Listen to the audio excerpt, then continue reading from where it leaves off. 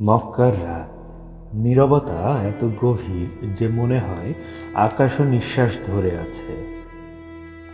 এই সময়টাতে মুহাম্মদ সাল্লাল্লাহু আলাইহি ওয়াসাল্লাম এর হৃদয় ছিল অত্যন্ত ভারী। একটার পর একটা আঘাত। প্রিয় স্ত্রী খাদিজা রাদিয়াল্লাহু তাআলা আনহার চলে গেছেন। চাচা আবু তালেব নেই। তায়েফে অপমান, পাথরের যন্ত্রণা আর মানুষের অবিশ্বাস। মানুষের দরজা বন্ধ হয়ে গিয়েছিল, কিন্তু আসমানের দরজা তখন একদম খুলে গেছিল।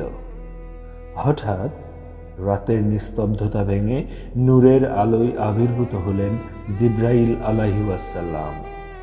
তিনি বললেন, হে মুহাম্মদ, চলো, তোমার রব তোমাকে ডাকছেন। বাইরে দাঁড়িয়ে ছিল এক আশ্চর্য বাহন, বুরাক। চোখের পলকে দিগন্ত পেরিয়ে যাওয়ার শক্তি যার। মুহাম্মদ সাল্লাল্লাহু আলাইহি ওয়াসাল্লাম তাতে আরোহণ করলেন। মক্কা থেকে যাত্রা শুরু হলো, আর মুহূর্তেই পৌঁছে গেলেন বাইতুল মুকাদ্দাসে। সেখানে অপেক্ষায় ছিল সব নবী ও রাসূলগণ। নূহ আলাইহিস সালাম, ইব্রাহিম আলাইহিস সালাম, মুসা আলাইহিস সালাম, ঈসা আলাইহিস সালাম একই কাতারে দাঁড়িয়ে। আর মুহাম্মদ সাল্লাল্লাহু আলাইহি ওয়াসাল্লাম সবার ইমাম হয়ে নামাজ পড়ালেন। এই নামাজ ছিল ঘোষণা, নবুয়াতের ধারাবাহিকতা, আর নেতৃত্বের ভার তার কাঁধে। তারপর শুরু হলো আসমানের পথে যাত্রা। এটাই মিরাজ। এক আসমান, তারপর আরেক আসমান। প্রথম আসমানে আদম আলাইহিস সালাম এবং দ্বিতীয় আসমানে ঈসা আলাইহিস সালাম। তৃতীয় আসমানে ইউসুফ আলাইহিস সালাম। চতুর্থ আসমানে ইদ্রিস আলাইহিস সালাম। পঞ্চম আসমানে হারুন আলাইহিস সালাম এবং ষষ্ঠতে মুসা আলাইহিস সালাম। একদম শেষ আসমানে, অর্থাৎ সপ্তম আসমানে, ইব্রাহিম আলাইহিস সালাম।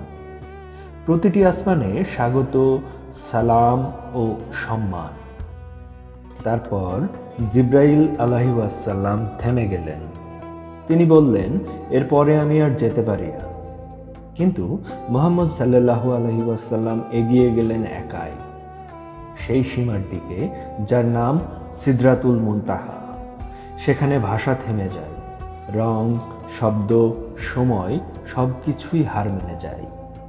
সেখানেই রাসূল সাল্লাল্লাহু আলাইহি ওয়াসাল্লাম পেলেন আল্লাহর সবচেয়ে বড় উপহার, নামাজ। প্রথমে 50 ওয়াক্ত, তারপর রহমতে কমে 5 ওয়াক্ত, কিন্তু সওয়াব সেই 50-এর। নামাজ মুমিনের মিরাজ। এই সফর ছিল না শুধু ভ্রমণ, ছিল সান্ত্বনা, ছিল সম্মান, ছিল প্রমাণ। যে নবীকে মানুষ ত্যাগ করেছে তাকে আল্লাহ ডেকে নিয়েছেন। রাত শেষ, ভোর এলো। রাসূল সাল্লাল্লাহু আলাইহি ওয়াসাল্লাম মক্কায় ফিরে এলেন। ঘটনার কথা বললেন।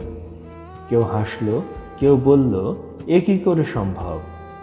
কিন্তু আবু বকর রাদিয়াল্লাহু তাআলা আনহু বললেন, তিনি যদি বলেন তাহলে তা অবশ্যই সত্য। সেদিন থেকেই তিনি হলেন আস-সিদ্দিক।